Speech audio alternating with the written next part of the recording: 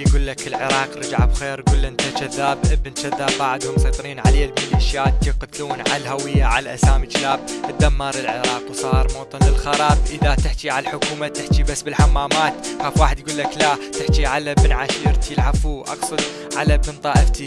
قبل من كان يريد يعرف انت شيعي لو سني كان يقول لك اصلك من وين وشنهي ما شنهي. وهسه طق بطق يقولك اياها وما يستحي. صحيح تحررنا بس تهجرنا على قول الجدي. بغداد صارت مدينة مو الي والك للمعادي.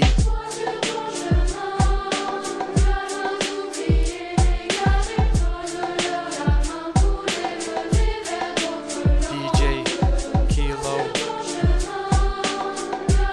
وبحبوح العراق.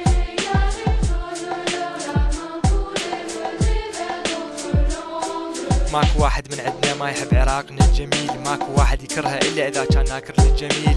فوق 700 ألف عراقي قتيل. وين أهل الغيرة وين العرب وين شباب الجيل. بلد الحضارات والأنبياء إبراهيم الخليل. هواية ديان طوائف من بابل السومرية. عرب أكراد تركمان كلدان أشور مسيحية. والحل تشيل الدين من سياسة وتخليها علمانية.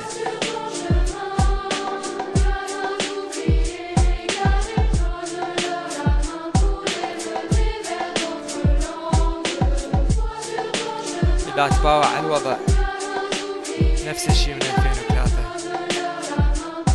بدال ما تكون 7 أبوات صارت 3. اللي قتل أخوه اللي خطفوه اللي هددوه والحتى من بيته شالوه.